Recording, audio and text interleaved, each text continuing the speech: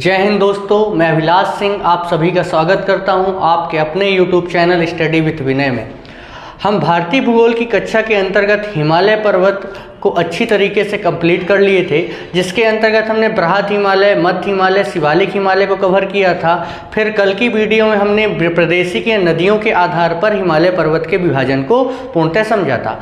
आज की जो क्लास है उसी प्रदेशी का आधार पर जब हमने हिमालय का विभाजन किया था उसमें जो पांचवा पार्ट था जिसे हम पूर्वी पहाड़ियाँ कहते हैं, तो आज की क्लास में हम पूर्वी पहाड़ियों को कवर करेंगे। जो आपके पूर्वी राज्य हैं उन पूर्वी राज्यों में विस्तृत जो हिमालय की पहाड़ियाँ हैं उनका आज का उन विषय पर आज का हमारा डिस्कशन रहेगा।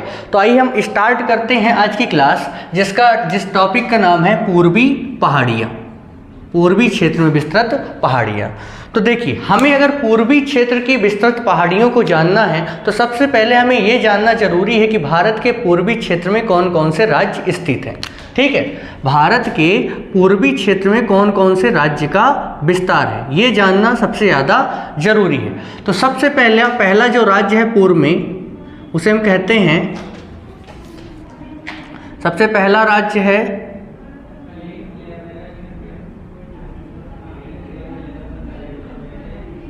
अरुणाचल प्रदेश। सबसे पहला राज्य क्या है? अरुणाचल प्रदेश। दूसरा राज्य है नागालैंड। तीसरा है मणिपुर। चौथा है मिजोरम।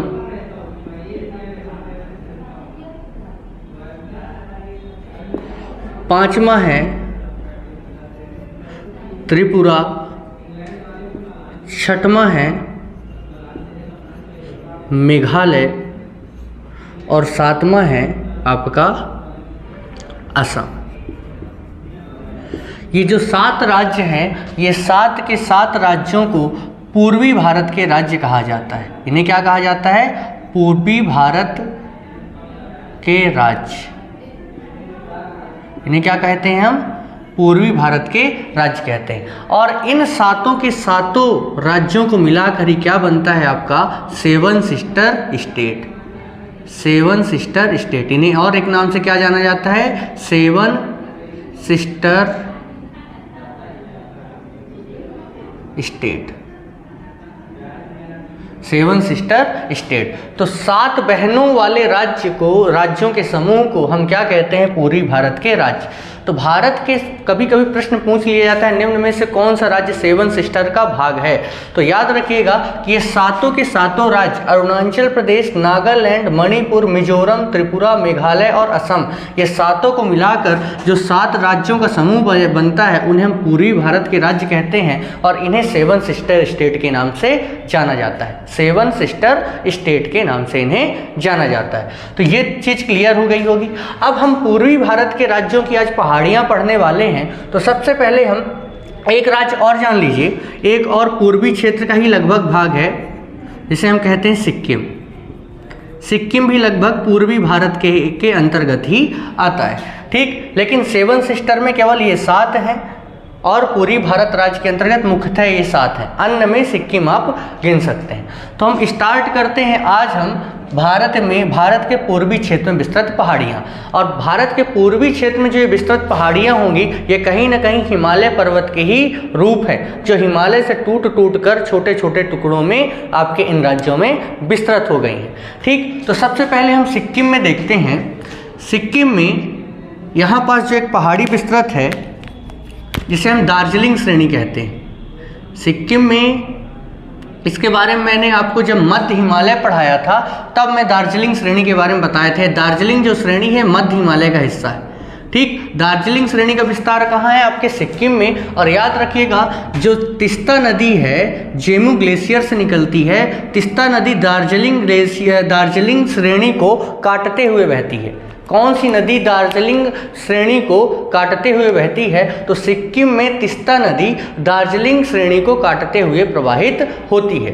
ठीक, अब आपसे एक चीज़ पूछा जाए कि दार्जिलिंग की श्रेणी किस राज्य में है? तो सिक्किम में। लेकिन पूछा जाए दार्जिलिंग नामक स्थान कहाँ स्थित है? तो दार्जिलिंग आपके ये पश्चिम बंगाल राज्य है।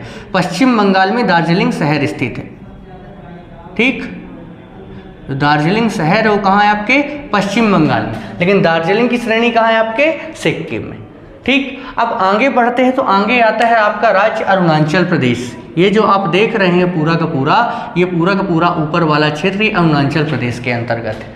अब अरुणाचल प्रदेश में आते हैं तो अरुणाचल प्रदेश की सबसे जो पश्चिमी श्रेणी है, अरुणाचल प्रदेश की जो सबसे पश्चिमी श्रेणी है उसे हम किस नाम से जानते हैं, आका की श्रेणी। अरुणाचल प्रदेश की जो सबसे पश्चिमी पर्वतीय श्रेणी है उस पर सबसे पश्चिमी पर्वतीय श्रेणी को हम आका पहाड़ी कहते हैं। क्या कहते हैं, आका पहाड़ी। तो आका पहाड़ी कहाँ है आपके अरुणाचल प्रदेश की सबसे पश्चिमी पहाड़ी के रूप में विस्तृत है। फिर आगे बढ़ते हैं, आका पहाड़ी के जस्ट बगल में तो एक नदी आती है जिया भरेली। जिया भरेली नदी का उद्गम आपके अरुणाचल प्रदेश से ही होता है और अरुणाचल प्रदेश में से उद्गमित होकर ये आका की पहाड़ी को विभाजित करती है और डफला की पहाड़ी को आका की पहाड़ी से अलग कर देती है, ठीक। तो देखिए ये है आका की पहाड़ी और आका की पहाड़ी के जस्ट बगल में एक पहाड़ी है डफला की पहाड़ी, ठीक। तो डफला की पहाड़ी भी अरुणाचल प्रदेश में है और पूछा जाता है प्रश्न कि किन दो पहाड़ियों के मध्य जिया भरेली नदी प्रवाहित होती है या किन दो पर्वतीय श्रेणियों को काटते हुए जिया भरेली नदी बहती है। तो याद रखिएगा आका पहाड़ी और डफला पहाड़ी के मध्य में जिया भरेली नदी प्रवाहित होती है। आगे बढ़ते हैं तो डफला पहाड़ी के जस्ट बगल में एक नदी है रंगा नद।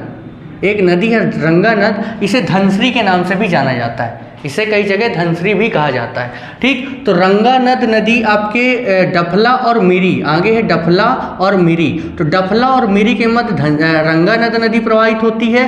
फिर आगे है मिरी के बाद है अबोर पहाड़ी, तो अबोर और मिरी के मध्य सुबनासरी नदी प्रवाहित होती है। तो अरुणाचल प्रदेश के उत्तरी वाले क्षेत्र पर यानी पश्चिम से पूर्व दिशा में, अरुणाचल प्रदेश के पश्चिम से पूर्व दिशा में 4 पहाड़ियाँ हैं, ठीक। कौन कौन सी, तो सबसे पहली आका की पहाड़ी, दूसरे नंबर में डफला की पहाड़ी, तीसरे नंबर में है मिरी की पहाड़ी और चौथे नंबर में है अबोर की पहाड़ी, ठीक। ने क्या बताया, आप नोट डाउन भी करते चलिएगा। आप ये समझिए कि जो अरुणाचल प्रदेश है, अरुणाचल प्रदेश में कहाँ साइड से,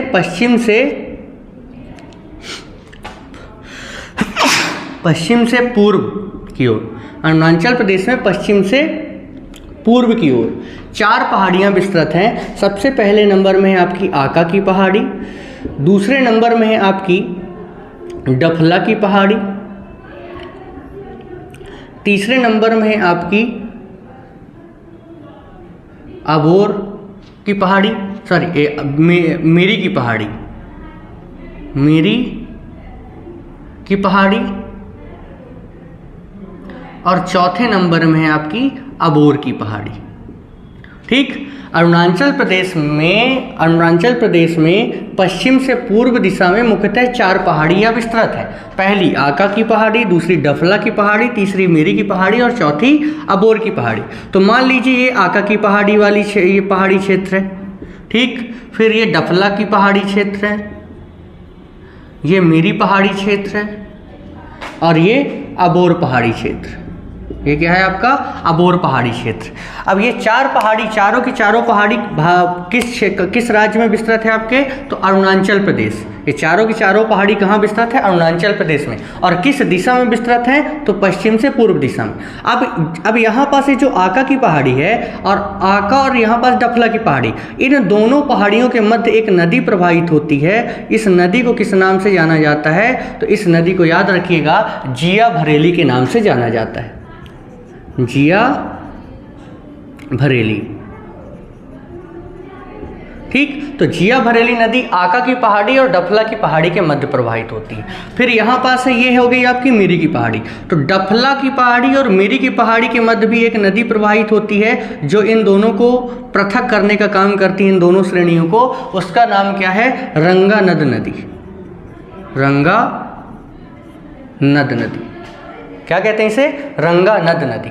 ठीक, ये किसके मध्य है? डफला की पहाड़ी और मिरी के पहाड़ी के मध्य। ठीक, और इन दोनों पहाड़ी क्षेत्रों को अलग करने का काम करती है। फिर आगे आप बढ़ते हैं तो आगे है अबोर की पहाड़ी, और अबोर की पहाड़ी को मिरी की पहाड़ी से पृथक करते हुए एक नदी प्रवाहित होती है जिसे आप क्या कहते हैं? शुभ नासरी। इसे आप क्या कहते हैं? शुभ नासरी। ठीक, शुभ नासरी। ठीक, तो आका की पहाड़ी को डफला की पहाड़ी से कौन सी नदी अलग की? जिया भरेली। डफला की पहाड़ी को मिरी की पहाड़ी से अलग कौन सी की? रंगानद नदी। और मिरी की पहाड़ी को अबोर की पहाड़ी से शुभनासरी नदी पृथक करती है। और ये तीनों की तीनों रेंज जो हैं पश्चिम से पूर्व दिशा में अरुणाचल प्रदेश राज्य में विस्तृत है। इसके बाद अबोर की पहाड़ी के जस्ट बगल में आपको पता है मानसरोवर झील से एक नदी प्रवाहित होती है जिसका नाम है क्या? ब्रह्मपुत्र, जिसे तिब्बत में सांगपो के नाम से जाना जाता है, और इसे अरुणाचल प्रदेश में सियांग और दिहांग के नाम से जाना जाता है। ब्रह्मपुत्र नदी को तिब्बत में सांगपो और अरुणाचल प्रदेश में सियांग और दिहांग के नाम से जाना जाता है। ठीक, तो ब्रह्मपुत्र नदी अबोर की पहाड़ी के जस्ट बगल में ब्रह्मपुत्र नदी प्रवेश करती है। और ब्रह्मपुत्र नदी आपको पता है, ये आप देख रहे हैं मानसरोवर झील, और यहाँ से ये जो नदी प्रवाहित होते हुए आ रही है और ये अरुणाचल प्रदेश राज्य से प्रवेश करती है, इस नदी को हम क्या कहते हैं? आपकी ब्रह्मपुत्र नदी। इसे तिब्बत में सांगपो, अरुणाचल प्रदेश में सियांग और दिहांग, असम में इसे ब्रह्मपुत्र कहा जाता है, और इसे आपके क्या कहते हैं? बांग्लादेश में जमुना के नाम से जाना जाता है। ठीक, तो ये जो ब्रह्मपुत्र नदी है जब अरुणाचल प्रदेश में प्रवेश करती है तो मैंने बताया था ये बृहद हिमालय को काट कर दिहांग गार्ज का निर्माण करती है। किसका निर्माण करती है? दिहांग गार्ज का निर्माण करती है, या ब्रह्मपुत्र गार्ज का, जिससे कि बृहद हिमालय कट कर दक्षिण में मुड़ जाता है, जिसे आपके अराकानियोमा के नाम से म्यांमार में जाना जाता है। लेकिन कुछ हिस्सा आपके मध्य हिमालय और शिवालिक हिमालय का भी कट कर दक्षिण में मुड़ जाता है, जो कि आपके अरुणाचल प्रदेश, नागालैंड, मणिपुर और मिजोरम राज्य में विस्तृत हो जाता है। मैंने क्या बताया कि ये दिहांग गार्ज के कारण ब्रह्मपुत्र नदी के द्वारा आपके हिमालय पर्वत को काट दिया जाता है। हिमालय पर्वत की तीनों श्रेणी कट जाती हैं और दक्षिण में मुड़ जाती हैं। जो दिहांग गार्ज से अलग होकर दक्षिण में मुड़ता है उसे हम अराकानियोमा कहते हैं, जो कि कहाँ विस्तृत है? आपके म्यांमार में। जो कहाँ विस्तृत है? म्यांमार में। लेकिन जो शिवालिक और मध्य हिमालय से कटकर दक्षिण में मुड़ता है उस क्षेत्र को हम क्या कहते हैं? वो जो पहाड़ियाँ विस्तृत है आपके अरुणाचल प्रदेश, आपके नागालैंड, मणिपुर, मिजोरम, त्रिपुरा राज्यों में विस्तृत है, जो कि हिमालय का ही कहीं ना कहीं पार्ट है। ठीक, तो अब देखते हैं हम, ये तो हो गई पश्चिम से पूर्व दिशा में अरुणाचल प्रदेश की पहाड़ियाँ। अब जो उत्तर से दक्षिण की तरफ अरुणाचल प्रदेश में पहाड़ियाँ विस्तृत है, तो वो दो पहाड़ियाँ हैं। उन दोनों पहाड़ियों को आप समझिए कि ये हो गई ब्रह्मपुत्र नदी, ये हो गई आपकी ब्रह्मपुत्र नदी। और ब्रह्मपुत्र के बाद दो पहाड़ियाँ दक्षिण की ओर मुड़ जाती हैं कटकर। अरुणाचल प्रदेश में दो पहाड़ियाँ दक्षिण की ओर मुड़ जाती हैं। कौन कौन सी हो गई? आका, डफला, मिरी, अबोर। और अगली जो पहाड़ी जो दक्षिण में मुड़ जाती है ब्रह्मपुत्र से अलग होके, उसका नाम है आपका मिसमी। अगली पहाड़ी कौन सी है? मिसमी। ठीक, आका, डफला, मिरी, अबोर, मिसमी। तो अबोर पहाड़ी और मिसमी पहाड़ी के मध्य कौन सी नदी प्रवाहित होती है? ब्रह्मपुत्र नदी। ब्रह्मपुत्र को हम क्या कहते हैं? सियांग या दिहांग, अरुणाचल प्रदेश में। ठीक, तो प्रश्न पूछा जाए, ये है अबोर की पहाड़ी, आप देखिए, और ये है आपकी, ये जो आप लाल लाल देख रहे हैं ये पहाड़ी किसकी है? मिसमी की पहाड़ी। ठीक, तो ब्रह्मपुत्र नदी आई अबोर की पहाड़ी वाले क्षेत्र से मिसमी वाले पहाड़ी के क्षेत्र को अलग कर देती है, जिसमें हिमालय की मिसमी पहाड़ी दक्षिण में मुड़ जाती है। तो ये उत्तर से दक्षिण, ये अरुणाचल प्रदेश की उत्तर से दक्षिण दिशा में विस्तृत पहाड़ी है। फिर एक चीज़ याद रखिएगा, एक नदी है जिसका नाम है दिबांग नदी। दिबांग को हम सिकांग नदी के नाम से भी जानते हैं। दिबांग नदी को हम किस नाम से जानते हैं? सिकांग नदी। तो दिबांग नदी का उद्गम अरुणाचल प्रदेश से होता है, और ये जो नदी है मिसमी पहाड़ी को बीच से काटते हुए प्रवाहित होती है और आपके असम में डिब्रूगढ़ के निकट ब्रह्मपुत्र नदी से मिल जाती है। मेरे कहने का मतलब कि एक नदी आती है दिबांग नदी, ये मिसमी नदी को काटती है और आपके डिब्रूगढ़ नामक स्थान पर किससे मिल जाती है? इसी ब्रह्मपुत्र नदी से मिल जाती है। ठीक, तो मिसमी पहाड़ी किस पर्वत श्रेणी के मध्य से गुजरती है? तो याद रखिएगा ये दिबांग जो नदी है ये मिसमी पहाड़ी के मध्य से गुजरती है। मिसमी पहाड़ी को विभाजित करते हुए कौन सी नदी बहती है? तो कौन सी नदी बहती है? दिबांग नदी। दिबांग, दिबांग को हम सिकांग भी कहते हैं। दिबांग को हम क्या कहते हैं? सिकांग कहते हैं। अब ये मिसमी पहाड़ी के जस्ट दक्षिण में एक और पहाड़ी विस्तृत है। मिसमी पहाड़ी के दक्षिण में अरुणाचल प्रदेश राज्य में ही उत्तर से दक्षिण दिशा में एक और पहाड़ी विस्तृत है। इस पहाड़ी को हम क्या कहते हैं? पटकोई बूम की पहाड़ी। पटकोई बूम की पहाड़ी। ठीक, पटकोई बूम की पहाड़ी। तो पटकोई बूम की पहाड़ी मिसमी पहाड़ी के दक्षिण में विस्तृत है और पटकोई बूम की पहाड़ी को मिसमी पहाड़ी से एक नदी अलग कर देती है, जिसका नाम क्या है आपकी? जो एक नदी है जो कि मिसमी पहाड़ी को पटकोई बूम से अलग कर देती है, उसका नाम है लोहित नदी। इसे क्या कहते हैं हम? लोहित नदी। इसे क्या कहते हैं आप? लोहित नदी। तो ये पूरी की पूरी जो आप पहाड़ी देख रहे हैं ये आपकी अरुणाचल प्रदेश राज्य की में विस्तृत पहाड़ी हैं। मैंने 4 पहाड़ियाँ कैसी बताया जो कि पश्चिम से पूर्व दिशा में अरुणाचल प्रदेश में विस्तृत है। सबसे पश्चिमी पहाड़ी है आका, दूसरे नंबर में डफला, तीसरे नंबर में मिरी, चौथे नंबर में अबोर। आका और डफला के मध्य जो नदी बहती है उसे हम जिया भरेली कहते हैं। डफला और मिरी के मध्य जो नदी बहती है उसे हम रंगानद नदी कहते हैं और मिरी और अबोर के मध्य जो नदी बहती है उसे हम शुभनासरी कहते हैं।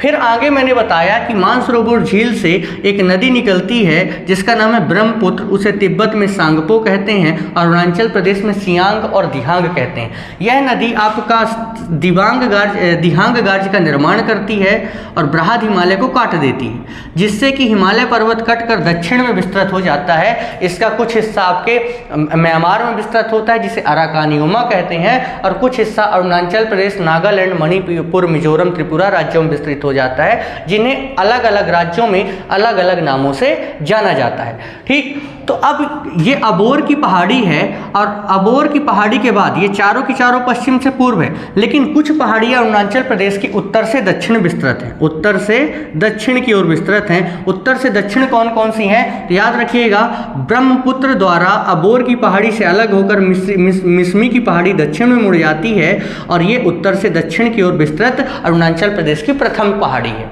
ठीक, कौन सी? मिसमी। और मिसमी की पहाड़ी के मध्य से कौन सी नदी बहती है? तो याद रखिएगा, जो दिबांग नदी है जिसे सिकांग के नाम से जाना जाता है, जिसे क्या कहते हैं? सिकांग। ठीक है, दिबांग को ही हम सिकांग नदी कहते हैं। ये नदी मिसमी पहाड़ी को मध्य से काटते हुए आपके अरुणाचल प्रदेश, असम के डिब्रूगढ़ के निकट किससे मिल जाती है? आपके ब्रह्मपुत्र से मिल जाती है। फिर आगे मिसमी पहाड़ी के दक्षिण में एक और नदी प्रवाहित होती है जिसे हम लोहित नदी कहते हैं। जिसे हम लोहित नदी कहते हैं। लोहित नदी कहाँ बहती है? आपके मिसमी पहाड़ी के दक्षिण में।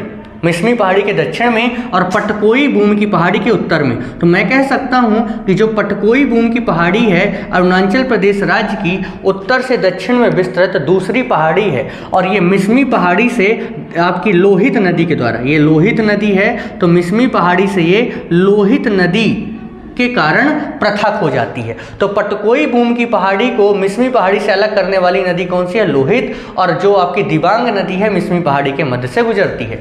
तो कौन कौन सी पहाड़ियाँ आपके अरुणाचल प्रदेश की उत्तर से दक्षिण विस्तृत हैं? तो पहली है मिसमी पहाड़ी और दूसरी कौन सी है? पटकोई बूम की पहाड़ी।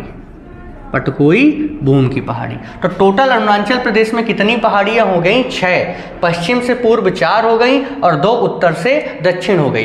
प्रथम उत्तर से दक्षिण कौन सी है? मिसमी की पहाड़ी और दूसरी कौन सी है? पटकोई बूम की पहाड़ी। तो आप देख लीजिए एक बार मैप में, ये है आपकी आका की पहाड़ी, ये है डपला की पहाड़ी, ये है मेरी की पहाड़ी, ये है अबोर की पहाड़ी। ठीक, ये है जिया भरेली, ये है रंगा नदी, ये है शुभनासरी। फिर अबोर और मिसमी पहाड़ी के मध्य ये जो नदी आ रही है इसे हम कहते हैं ब्रह्मपुत्र। ठीक, और मिसमी पहाड़ी के एकदम बीचों बीच से जो नदी गुजरती है उसे हम दिबांग नदी कहते हैं। और इसके बाद मिसमी पहाड़ी को पटकोई बूम की पहाड़ी से जो नदी अलग करती है इस नदी को हम क्या कहते हैं? लोहित नदी। ठीक, तो दिबांग नदी मिसमी के मध्य से गुजरती है, लोहित क्या करती है, मिसमी पहाड़ी को पटकोई भूमि से पृथक करने का कार्य करती है। तो आप इस यहाँ पास तो यहाँ मैप में ज़्यादा उतना ना समझ में आए तो यहाँ पास तो आप चीज़ें समझ गए होंगे। ठीक, तो अरुणाचल प्रदेश में 2 पहाड़ी क्षेत्र उत्तर से दक्षिण विस्तृत हैं और 4 पहाड़ी क्षेत्र पश्चिम से पूर्व विस्तृत हैं। यहाँ तक की चीज़ें क्लियर हो गई होंगी। तो अब हम आगे बढ़ते हैं।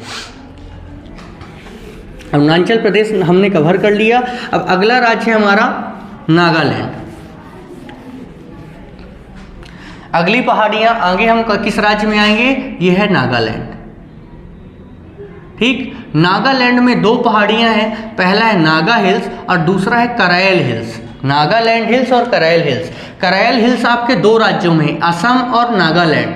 करायल हिल्स का जो पूर्वी विस्तार है ये है करायल हिल्स, ये करायल हिल। करायल हिल का जो पूर्वी विस्तार है नागालैंड में और जो पश्चिमी विस्तार है ये आपके असम में।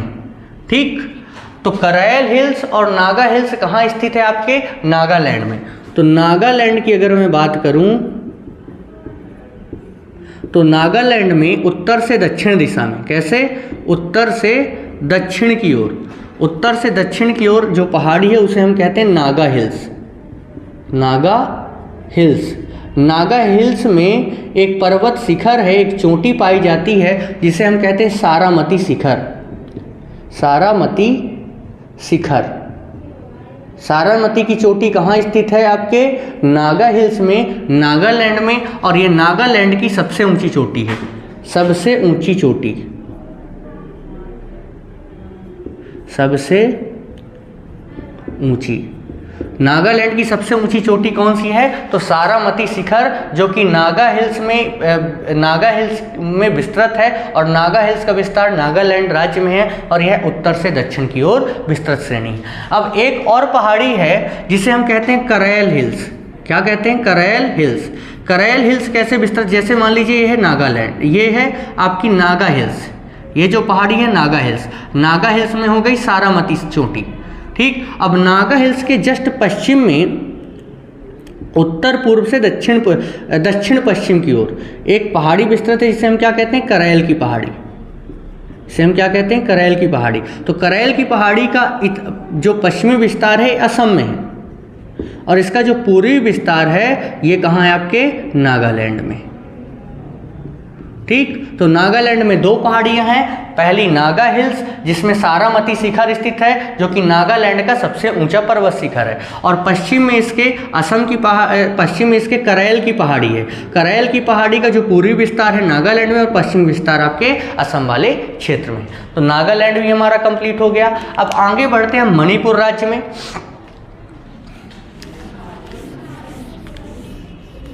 मणिपुर में जब हम आते हैं तो मणिपुर में देखिए आप एकदम इसके बॉर्डर वाले जो इलाका है, ये बॉर्डर वाले इलाके पे जो पहाड़ी विस्तृत है इसे पूर्वी मणिपुर की पहाड़ी कहते हैं। इसे क्या कहते हैं, पूर्वी मणिपुर की पहाड़ी।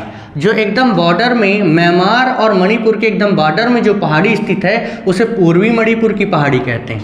और पूर्वी मणिपुर पहाड़ी के जस्ट पश्चिम वाले क्षेत्र में जो पहाड़ी विस्तृत है उसे हम लैमा टोल की पहाड़ी कहते हैं। तो आपके मणिपुर में 2 पहाड़ियाँ हैं।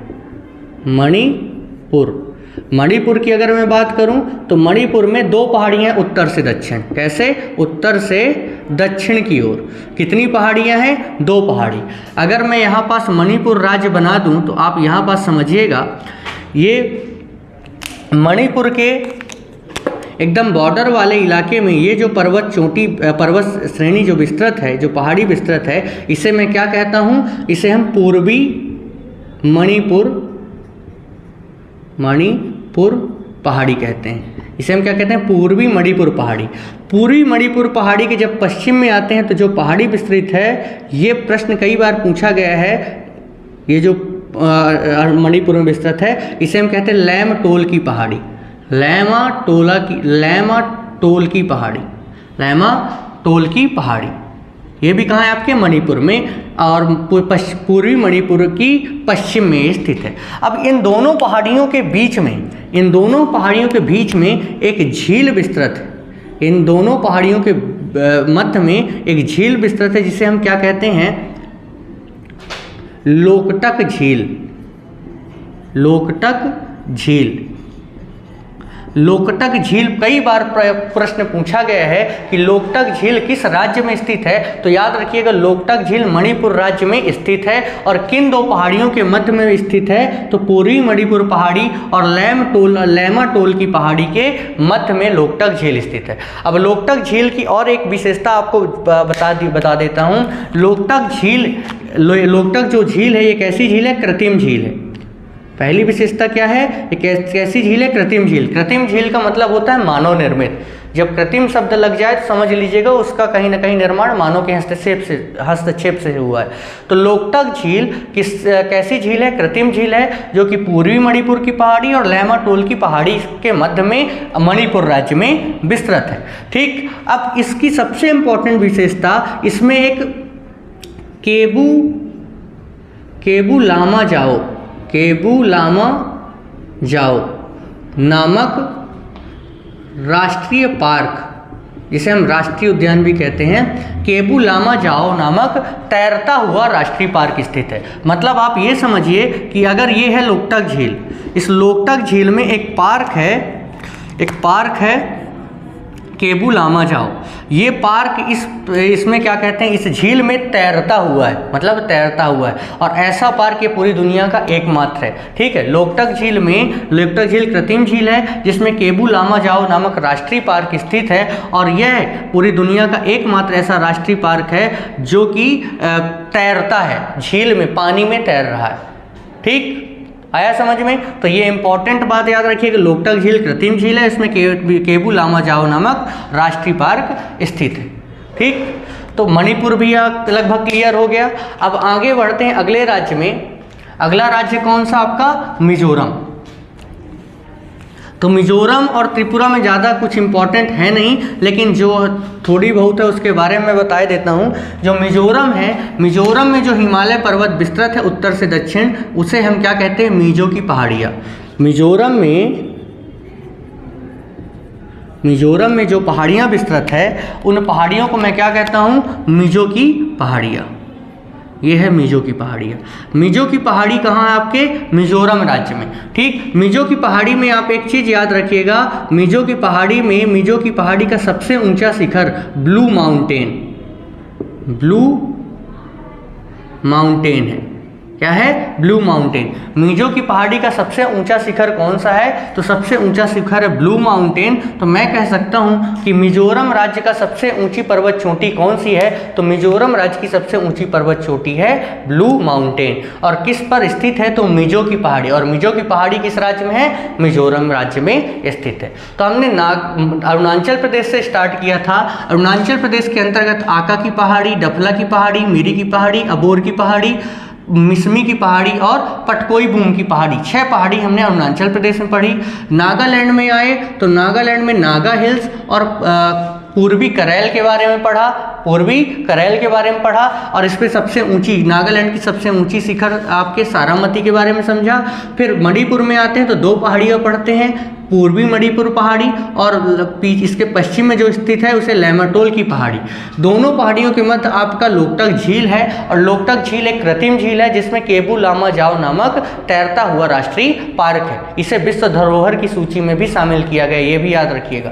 ठीक, फिर नीचे आते हैं तो मिजोरम राज्य, और मिजोरम राज्य में मिजो की पहाड़ी विस्तृत है जिसकी सबसे ऊंची चोटी ब्लू माउंटेन है। तो ये मिजोरम राज्य की सबसे ऊंची चोटी है। ठीक, और त्रिपुरा राज्य में आपको इतना याद रखना है, त्रिपुरा राज्य में कौन सी पहाड़ियाँ स्थित हैं, त्रिपुरा की पहाड़ी। और त्रिपुरा आपका बांग्लादेश से तीनों तरफ से घिरा हुआ राज्य है। तो यहाँ तक की चीज़ें मेरे हिसाब से आप समझ गए होंगे।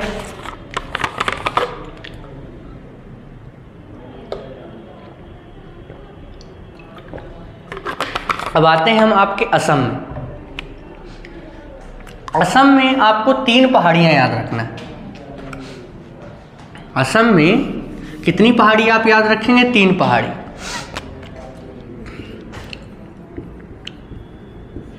असम में सबसे पहली पहाड़ी है मिकिर, और दूसरी जो पहाड़ी है रेंगमा, मिकिर रेंगमा, और तीसरी जो पहाड़ी है यहाँ पश्चिमी करेल। पश्चिमी करेल। पूर्वी करेल मैंने कहाँ बताया था, आपके नागालैंड में है, और पश्चिमी करेल कहाँ है, आपके असम राज्य में। तो ये 3 पहाड़ियाँ आपको याद रखना। और एक चीज़ याद रखिएगा, ये आपके पूर्वी राज्यों में विस्तृत ये पहाड़ियाँ हैं, इन पहाड़ियों का नाम यहाँ इन पर्वतीय क्षेत्रों में पाई जाने वाली जनजातियों के नाम पर रखा गया है। जैसे डफला, मिरी, अबोर, मिसमी, ये जो पहाड़ियों के नाम हैं, यहाँ पाई जाने वाली स्थानीय जनजातियों के नाम हैं। जैसे हम यहाँ मिकिर रेंगमा पढ़ रहे हैं, तो मिकिर रेंगमा आप यहाँ की जनजातियाँ भी पढ़ेंगे, जो कि असम में पाई जाती हैं और इन पहाड़ियों में विस्तृत है। इस कारण इन पहाड़ियों का नाम इन जनजातियों के नाम पर रखा गया है। तो इतनी बात और आप याद रखिएगा, ठीक। तो असम राज्य में हम आते हैं और असम राज्य के अंतर्गत 3 पहाड़ियाँ देखते हैं, मिकिर, रेंगमा और पश्चिम करेल। अब इसके बारे में थोड़ी समझते हैं। मान लीजिए जैसे ये हो गई आपकी मिकिर की पहाड़ी, ये क्या हो गई आपकी मिकिर की पहाड़ी। फिर जस्ट इसके बगल में आपकी क्या हो गई, रेंगमा की पहाड़ी, ठीक। मिकिर की पहाड़ी और रेंगमा की पहाड़ी। अब इसके ऊपर वाले क्षेत्र की अगर मैं बात करूं तो ऊपर से आती है, मान लीजिए यहाँ पास ब्रह्मपुत्र नदी, यहाँ पास कौन सी नदी बहती है, ऊपरी क्षेत्र पर ब्रह्मपुत्र नदी, और 2 नदियाँ, दिबांग नदी जो कि मिसमी पहाड़ी को काटते हुए बहती है और असम के डिब्रूगढ़ के निकट किससे मिल जाती है, आपके असम के डिब्रूगढ़ के निकट किससे मिल जाती है, ब्रह्मपुत्र से। और एक नदी जो कि पटगोई बूम की पहाड़ी और मिसमी पहाड़ी के मध्य से काटते हुए, इन दोनों को अलग करते हुए बहती है, लोहित नदी। लोहित नदी भी डिब्रूगढ़ के निकट किससे मिल जाती है, आपके ब्रह्मपुत्र से मिल जाती है। तो ये है दिबांग नदी, ये है लोहित नदी, ये है दिबांग नदी और ये है आपकी ब्रह्मपुत्र नदी। और असम के डिब्रूगढ़ के निकट ये सब तीनों की तीनों आपस में मिल जाती है। और इसके बाद ये जो नीचे की जो घाटी क्षेत्र है, इसे हम क्या, इस घाटी क्षेत्र को हम किस नाम से जानते हैं, तो याद रखिएगा इस क्षेत्र को हम दिबांग घाटी के नाम से जानते हैं, दिबांग घाटी। तो दिबांग घाटी ये पर्वतीय क्षेत्र है और पर्वतीय क्षेत्र के उत्तर में नदी घाटियां हैं। इन नदी घाटियों में इस क्षेत्र को हम दिबांग घाटी के नाम से जानते हैं। और दिबांग घाटी स्थित कहाँ है, दिबांग नदी निकलती है अरुणाचल प्रदेश से, असम में मिलती है ब्रह्मपुत्र से, लेकिन दिबांग घाटी आपसे पूछे तो यह घाटी क्षेत्र कहाँ स्थित है, आपके असम में। और एक और घाटी आपको मैं बता दूं, इसके नीचे मिकिर रेंगमा के जस्ट नीचे कौन सी पहाड़ी है, पश्चिमी करेल। इसके नीचे कौन सी पहाड़ी है, पश्चिमी करेल। ये हो गई आपकी पश्चिमी करेल। पश्चिमी करेल की पहाड़ी कहाँ है, आपके असम में। तो पश्चिमी करेल और ऊपर हो गई मिकिर रेंगमा और नीचे हो गई पश्चिमी करेल। और इसके मध्य से एक नदी बहती है, इसके मध्य से एक नदी बहती है, मिकिर रेंगमा पहाड़ी और पश्चिम करेल के मध्य एक नदी बहती है जिसका नाम है सुरमा नदी। इसे हम क्या कहते हैं, सुरमा नदी, ठीक। सुरमा नदी, सुरमा नदी कहाँ कहाँ बहती है, मिकिर रेंगमा पहाड़ी के दक्षिण में और पश्चिम करेल पहाड़ी के उत्तर में, ठीक। तो मैंने कई बार आप लोगों को बताया है कि 2 पर्वतों के मध्य का जो क्षेत्र है वो कैसा क्षेत्र होगा, खाई वाला क्षेत्र हो जाएगा, सकरा वाला क्षेत्र। और उस सकरे वाले क्षेत्र से यदि कोई नदी बहती है तो उस नदी वाले क्षेत्र को हम सकरी खाई का, उस घाटी वाला क्षेत्र उसे हम कह देते हैं। 2 पर्वतीय क्षेत्रों के मध्य बहने वाली नदी जो है वह सकरी खाई में प्रवाहित होती है, जिसे हम रिफ्ट वैली के नाम से भी जानते हैं, ठीक है। तो यहाँ पास सुरमा नदी घाटी स्थित है। ये सुरमा नदी इन मिकिर रेंगमा और पश्चिम करेल के मध्य प्रवाहित होती है, जिस कारण ये जो क्षेत्र है इसे हम सुरमा नदी घाटी के नाम से जानते हैं। इसे हम क्या कहते हैं, सुरमा नदी घाटी। तो ये ऊपर हो गया आपका दिबांग घाटी, यहाँ क्या हो गया आपका दिबांग घाटी, और नीचे क्या हो गया आपका सुरमा घाटी। तो दिबांग घाटी और सुरमा घाटी 2 जो ये क्षेत्र हैं, ये आपके पेट्रोलियम के भंडार या पेट्रोलियम के उत्पादन के लिए पूरे भारत में विख्यात है। आपके पूरे भारत में सर्वप्रथम अगर पेट्रोलियम के उत्खनन की बात की जाए, पेट्रोलियम के उत्पादन की बात की जाए, तो आपके असम राज्य में दिबांग घाटी और सुरमा नदी घाटी क्षेत्र में की गई थी, ठीक, तो कौन सी घाटियाँ पेट्रोलियम के उत्पादन के लिए विख्यात हैं? तो दिबांग घाटी और आपकी सुरमा नदी घाटी। ठीक, सुरमा नदी घाटी मेकिर रेंगमा और पश्चिम करैल पहाड़ी के मध्य में है, और दिबांग घाटी मेकिर रेंगमा पहाड़ी के उत्तर में है। और असम में 3 पहाड़ियाँ कौन कौन सी आपकी? मेकिर, रेंगमा और पश्चिम करैल। ठीक, आप देख सकते हैं। और यहाँ पाई जाने वाली जनजातियों के नाम पर इनका नाम रखा गया है। ये है मेकिर, ये है रेंगमा, और इसके ऊपर ये है दिबांग घाटी, दिबांग वैली, क्या कहते हैं? दिबांग वैली, और इसके जस्ट नीचे है सुरमा वैली। ठीक, तो सुरमा वैली ये है करैल की पहाड़ी, ये है मेकिर रेंगमा, इसके मध्य सुरमा वैली, और यहाँ पास हो गई आपकी दिबांग वैली। आया समझ में? यहाँ तक की चीज़ें समझ में आ गई।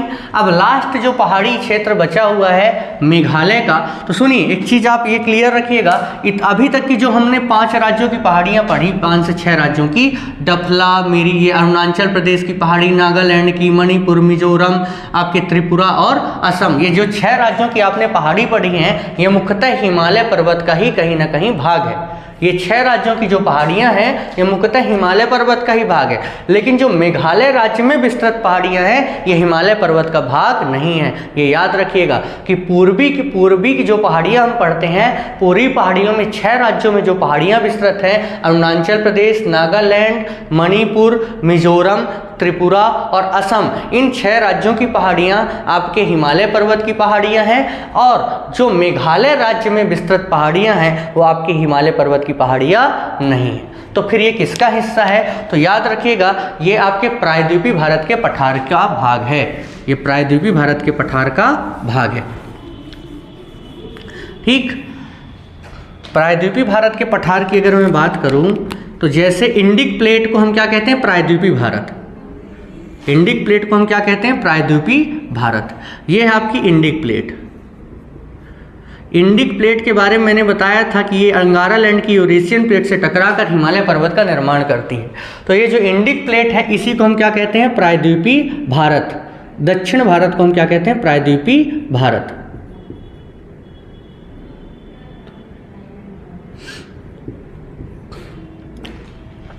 अब ये आपका ये प्रायद्वीपीय भारत का जो पठार है, इसका जो उत्तर पूर्वी हिस्सा है ये आपके पश्चिम बंगाल में विस्तृत है। ये है पश्चिम बंगाल। तो यहाँ जो उत्तर पूर्वी हिस्सा है ये कहाँ विस्तृत है? आपके पश्चिम बंगाल में। ये क्या है आपका? वेस्ट बंगाल। ठीक, तो ये वाला जो पार्ट है इसका ये कहाँ विस्तृत है? आपके पश्चिम बंगाल में। अब पश्चिम बंगाल में इस प्रायद्वीपीय भारत का पठार की बात करूँ तो पश्चिम बंगाल से लेकर ये वाला जो क्षेत्र है आपके मेघालय की शिल्लांग के पठार तक विस्तृत था। असल में देखा जाए तो ये जो प्रायद्वीपीय भारत के पठार है यानी इंडिक प्लेट, इसके उत्तर पूर्वी क्षेत्र की बात की जाए तो ये आपके वेस्ट बंगाल से लेकर कहाँ तक विस्तृत था? मेघालय तक विस्तृत था। पश्चिम बंगाल से लेकर मेघालय तक। मतलब अगर ये है आपका पश्चिम बंगाल, समझिएगा, और यहाँ पास जस्ट आगे क्या है आपका? मेघालय। ये है आपका मेघालय। ठीक, अब प्रायद्वीपीय भारत के पठार का मैंने क्या बोला कि जो उत्तर पूर्वी विस्तार है वो कहाँ तक था? यहाँ। अब पश्चिम बंगाल में एक पहाड़ी है इस प्रायद्वीपीय भारत के पठार की, जिसे हम क्या कहते हैं? राजमहल की पहाड़ी। इसे हम क्या कहते हैं? राजमहल की पहाड़ी। राजमहल पहाड़ी ये कहाँ है? आपके पश्चिम बंगाल में। और ये पूरा का पूरा आपका जो शिलांग जो प्रायद्वीपीय भारत का पठार था आपके मेघालय में शिलांग पठार तक विस्तृत था। कहाँ तक विस्तृत था? मेघालय में एक पठार है शिलांग का पठार, शिलांग पठार। तो आपका प्रायद्वीपीय भारत का पठार शिलांग पठार मेघालय तक विस्तृत था। लेकिन हुआ क्या? लगातार आपकी ब्रह्मपुत्र नदी और गंगा नदी के द्वारा पश्चिम बंगाल में ये दोनों की दोनों नदियाँ लगातार हजारों साल तक प्रवाहित हुईं, और ये दोनों नदियाँ और इनकी सहायक नदियाँ मिलकर इस प्रायद्वीपीय भारत के पठार को क्या कर दी? काट डाली। पश्चिम बंगाल से मेघालय के मध्य, पश्चिम बंगाल बीच में क्या है? बांग्लादेश। तो बांग्लादेश में शिलांग के पठार को ब्रह्मपुत्र गंगा नदी और ब्रह्मपुत्र नदी के द्वारा क्या कर दिया जाता है, पृथक कर दिया जाता है, मतलब इस क्षेत्र को प्रवाहित होकर काट दिया जाता है। जिस लगातार ये नदियाँ प्रवाहित होकर पूरे के पूरे आपके इंडिक प्लेट या प्रायद्वीपीय भारत के पठार को बांग्लादेश में काट देती हैं, जिस कारण आपके पश्चिम बंगाल के बाद शिलांग के पठार, पश्चिम बंगाल में विस्तृत राजमहल की पहाड़ी और शिलांग का पठार मेघालय में, इन दोनों के मध्य क्या आ जाता है, गैप। तो ये जो गैप निर्मित होता है, इस गैप को हम मालदा गैप कहते हैं। इस गैप को किस नाम से जाना जाता है, मालदा गैप। और इसे एक और नाम दिया जाता है, यह है राजमहल की पहाड़ी। और शिलांग के पठार में 3 पहाड़ियाँ विस्तृत हैं, गारो, खासी और जयंतिया। शिलांग के पठार में 3 पहाड़ियाँ हैं, कौन कौन सी, गारो पहाड़ी, जयंतिया, गारो पहाड़ी, खासी पहाड़ी, जयंतिया पहाड़ी। ठीक ठीक, तो ये है राजमहल की पहाड़ी, ये है गारो, खासी, जयंतिया की पहाड़ी। तो ये जो गैप हुआ, ये जो आप गैप देख रहे हैं गंगा और ब्रह्मपुत्र के द्वारा इस शिलांग, इस इंडिक प्रायद्वीपीय भारत के पठार को ये जो काटा गया और ये जो गैप बनाया गया, इस गैप को मैंने क्या नाम दिया, मालदा गैप। अब इसे एक और नाम क्या दिया जाता है, तो इसे राजमहल, यहाँ से हमने ले लिया राजमहल, राजमहल। और मेघालय से इस जो पहाड़ी का नाम, इसे हम कहते हैं गारो की पहाड़ी। तो गैप किसके किसके मध्य है, राजमहल की पहाड़ी और गारो की पहाड़ी के मध्य, तो इसे राजमहल गारो गैप के नाम से भी जाना जाता है, राजमहल गारो गैप। ठीक, तो याद रखिएगा, पश्चिम बांग्लादेश में ब्रह्मपुत्र और गंगा नदी आपस में संयुक्त धारा निर्मित करती है और लगातार हजारों साल तक प्रवाहित होते हुए ये प्रायद्वीपीय भारत के पठार को इस क्षेत्र में काट देती हैं और एक गैप का निर्माण करती हैं। उस गैप को हम मालदा गैप या राजमहल गारो गैप के नाम से जानते हैं। राजमहल की पहाड़ियाँ पश्चिम बंगाल में विस्तृत हैं और गारो की पहाड़ियाँ शिलांग के पठार मेघालय में विस्तृत हैं। तो है समझ में, तो आपकी जो इतना याद रखिएगा, जो शिलांग का पठार है ये आपके हिमालय का भाग नहीं है, ये प्रायद्वीपीय भारत का भाग है। और जिस कारण इसमें 3 जो पहाड़ियाँ हैं, गारो, खासी, जयंतिया, गारो, खासी, जयंतिया, ये तीनों की तीनों पहाड़ियाँ प्रायद्वीपीय भारत के पठार का भाग हैं, हिमालय पर्वत का भाग नहीं। ये है यहाँ की इम्पॉर्टेंट लाइन। फिर तो हम देखते हैं कौन कौन सी पहाड़ियाँ और कैसे विस्तृत हैं।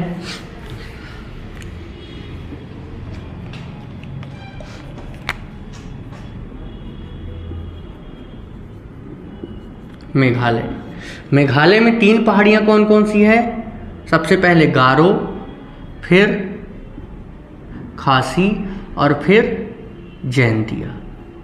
गारो, खासी, खासी की पहाड़ी आपकी जो ये पूरा का पूरा है क्या, शिलांग का पठार, और ये विस्तृत कहे में है आपके मेघालय में। ये हो गया आपका मेघालय, ठीक। और ये जो पठार हो गया ये शिलांग का पठार हो गया, शिलांग पठार, ठीक। और इस शिलांग पठार में 3 पहाड़ियां विस्तृत होती हैं आपके, 3 पहाड़ियां। इस पहाड़ी को हम कहते हैं गारो, इसे हम कहते हैं खासी और ऊपर वाले को हम कहते हैं जयंतिया। और ये जो तीनों नाम हैं ये यहाँ पाई जाने वाली जनजातियों के नाम पे रखा गया है, जयंतिया। इसे क्या कहा जाता है, जयंतिया, ठीक। और यहाँ पास जो था मैंने क्या बताया, पश्चिम बंगाल, यहाँ पास थी राजमहल की पहाड़ी और बीच में यहाँ पास जो एक गैप है इसे मालदा या राजमहल गारो गैप कहा जाता है, राजमहल गारो गैप कहा जाता है, ठीक। मालदा गैप या राजमहल गारो गैप कहा जाता है, जो कि गंगा और ब्रह्मपुत्र नदी के द्वारा बनाया जाता है, जिससे शिलांग का पठार प्रायद्वीपीय भारत से अलग हो जाता है, ठीक। अब 3 जो पहाड़ियां हैं आपकी गारो, खासी, जयंतिया, इस पे से जो खासी की पहाड़ी है सर्वाधिक ऊंची है। इन तीनों में सर्वाधिक ऊंची कौन सी है, खासी की पहाड़ी सर्वाधिक ऊंची, ठीक। और अगली विशेषता क्या है कि जो तीनों की तीनों पहाड़ियां मिलकर मानसूनी हवाओं को तीनों तरफ से घेर लेती हैं। जयंतिया पहाड़ी, खासी पहाड़ी, गारो की पहाड़ियाँ, ये तीनों की पहाड़ी जो मानसूनी हवाएं होती हैं, इन तीनों की तीनों पहाड़ियाँ मिलकर इन मानसूनी हवाओं को क्या कर लेती हैं, घेर लेती हैं, जिसके कारण आपके मेघालय के 2 स्थान मासिनराम और चेरापूंजी, कौन कौन से, मासिनराम और चेरापूंजी में सर्वाधिक वर्षा होती है। मासिनराम और चेरापूंजी भारत के सर्वाधिक वर्षा वाले स्थान हैं, जो कि मेघालय के शिलांग के पठार में स्थित है। और ये यहाँ इतना वर्षा क्यों होती है? क्योंकि यहाँ गारो खासी जयंतीय के द्वारा मानसूनी हवाओं को रोक लिया जाता है, घेर लिया जाता है, जिससे इसी क्षेत्र पर ज़्यादा पानी गिरता है। आया समझ में? अब ये बताइए, पानी ज़्यादा इस क्षेत्र पर गिरेगा तो इस क्षेत्र में वनस्पति कैसी पाई जाएगी? तो आपके मासिनराम ये मेघालय के शिलांग पठार में सदाबहार वन पाए जाते हैं। इस क्षेत्र में वन कैसे पाए जाते हैं? सदाबहार वन ऐसे होते हैं जो वर्ष भर हरे भरे होते हैं। ठीक, ये वर्ष भर हरे भरे होते हैं। तो मेघालय में 3 पहाड़ियाँ, गारो खासी जयंतिया, ये शिलांग पठार का हिस्सा है, जो प्राचीनतम प्रायद्वीपीय भारत का भाग है, जो कि गंगा ब्रह्मपुत्र नदी के द्वारा वर्तमान में काट दिया गया है प्रायद्वीपीय भारत पठार से, जिसे मालदा और लाजमहल गारो गैप के नाम से जानते हैं, उस गैप को। ठीक, और इसकी सबसे ऊंची पहाड़ी है आपकी खासी की पहाड़ी, और इनमें इन तीनों पहाड़ियों के द्वारा आपके मानसूनी हवाओं को रोक लिया जाता है, जिससे मासिनराम मेघालय और चेरापूंजी में सर्वाधिक वर्षा होती है। और इस क्षेत्र में पाई जाने वाली जो वनस्पति होती है वो सदाबहार वन प्रकार की वनस्पति होती है। तो आज की क्लास में हमने पूर्वी पहाड़ियों को पूरे डिटेलिंग के साथ अच्छी तरीके से कवर किया है। ठीक, अगर वीडियो आप लोग को अच्छा लगे तो लाइक करें, सब्सक्राइब करें और शेयर करना बिल्कुल ना भूलें। ज़्यादा से ज़्यादा शेयर करिए। धन्यवाद।